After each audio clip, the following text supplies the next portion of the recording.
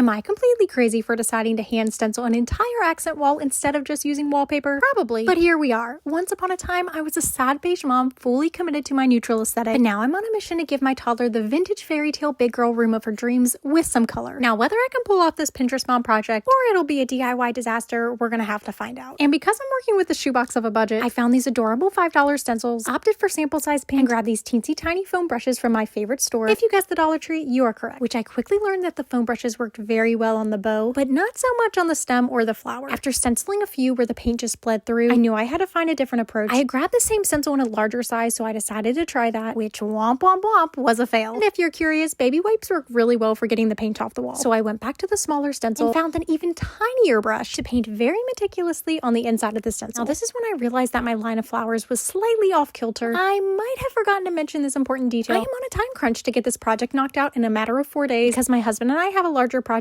looming over our heads. We're about to demo our kitchen. So I know if I wanted to get this project done, I would just have to keep rolling, mistakes and all, and come back to them on a later day. And speaking of mistakes, the person who drywalled this house clearly has some explaining to do. Between the old drywall and decades of questionable patch jobs, it's about as even as my toddler's attempt at coloring inside the lines. So if my hand-painted flowers turn out a little wonky, I can't even be mad. Yeah, so just humor me when I call it vintage charm. This is just day one, and I hate to leave you guys hanging, but we have tackled about 70 flowers, and it feels like I still have 1,000 more to go. Do you think we can actually get this done in time? Come back tomorrow to see if we can do it.